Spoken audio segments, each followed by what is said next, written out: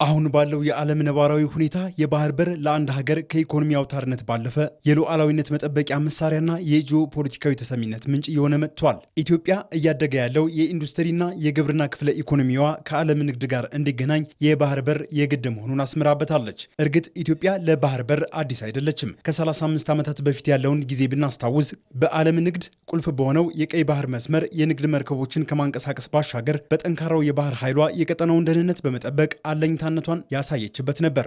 ይሁን እንጂ ከሕግም ከታሪክም በተቃረነ መልኩ በሴራ ከዚህ ቁልፍ የባህር መስመር ርቃ ከተቆለፈባት 3 አስርት ዓመታት ተሻገሩ። አሁን እየተነሳ ያለው የባህር በር ጥያቄ ከኢኮኖሚያዊ አመንክዮ ባሻገር የሀገር ሉዓላዊነትና የብሔራዊ ደህንነት ጉዳይ ሆኖ ይነሳል። የቀድሞ ፖለቲከኛ ፕሮፌሰር አድማሱ ገበየሁ የባህር በር ጉዳይ ኢትዮጵያውያን ከሀሳባቸው የማይነጥሉት የብሔራዊ ደህንነትና የሀገር ሉዓላዊነት መጠበቂያ ማማ መሆኑን ይገልጻሉ። ወደብን ወይም የምትልክበት የምትቀበልበት እንደዚህ አይነት በብዙ አቅጣጫ ልታገኝ ይችል ይሆናል። እሱ እንኳ ሆኖ በጣም ልቸገር ብለህ ከሌላው ነገር ሁሉ አስቀድመህ ልትከራይ ትችላለህ። ግን እሱ አይደለም። እንደምናልኩ በጣም ወሳኝ የሆኑ የሀገራዊ ሚስጥሮች ሁሉ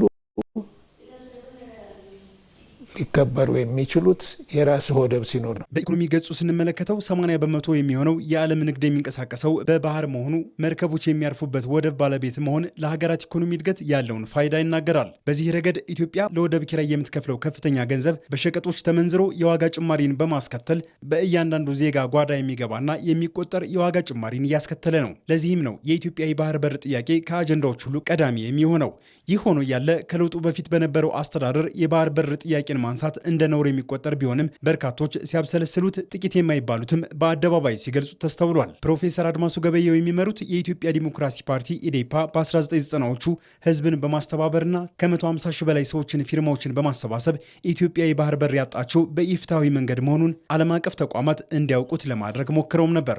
ኢትዮጵያ በ1980ዎቹ ከቀይ ባህር ስትገለል ከባህሩ መነጠል ብቻ ሳይሆን በወደቦች የገነባቻቸው የህዝብ ሀብት የሆኑ መሰረተ ልማቶች ጭምር ነበር ያለምንም ካሳ የተወሰደባት። አሁን የሀገር የወደፊት ዕጣ ፈንታ የሚጨንቀው ህዝብና መንግስት ሲመጣ የባህር በር ጥያቄን መጋረጃውን በመግለጥ የሀገር ህልውና አድርጎ ማንሳቱ ኢፍትሐዊነትን የማረም እርምጃ ሆኖ ይጠቀሳል። ህግንና ስርዓትን ባልፈቀደ መንገድ የሄደን የባህር በር አሁን ኢትዮጵያ ጥሩ መሪ ስታገኝ፣ አሁን ኢትዮጵያ ጥሩ ልጆቿን ስታገኝ፣ አሁን ኢትዮጵያ የተማሩ ልጆቿን ስታገኝ ወይም ደግሞ ለሀገር ተቆርቋሪ ወገን ሲመጣ ህገወጥ ድርጊት መስተካከል አለበት። ግልጽ የሆነ ኢፍትሐዊነትን ማረም ነው። አሁን የዚህ የወደብ ጥያቄ የባህር በር ጥያቄ በሚመጣበት ጊዜ የተለያየ ምክንያቶች ሊሰጡት ይችላል። ግን ዋናው ምክንያት ምንድነው?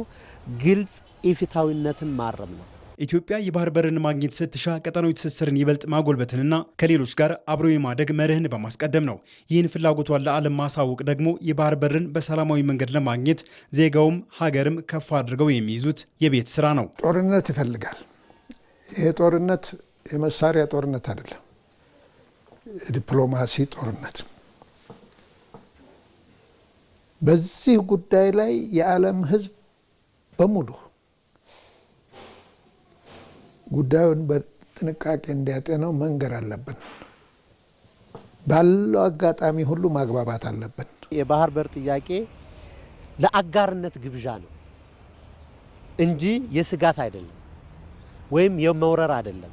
በጋራ በአጋርነት እንደግ የሚል ጥያቄ ነው። ስለዚህ የኢትዮጵያ ጥያቄ ሳይሆን የምስራቅ አፍሪካ ቀጠና ጥያቄ መሆኑ የትብብር ጥያቄ ተደርጎ መወሰድ አለበት። የኢትዮጵያ የባህር በር ጥያቄ 130 ሚሊዮን ገደማ የሚጠጋ ህዝብ የተጋረደበትን ተራራ የሚንድ ታሪካዊ ቁጭትን አራግፎ የወደፊት ሀገራዊ የብልጽግና ጉዞን የሚወስን በመሆኑ መንግስት፣ ፓርቲዎች፣ ዜጎች፣ ሲቪክ ማህበራትና ሌሎችም በአንድ ድምፅ የሚናገሩለት ሊሆን ይገባል።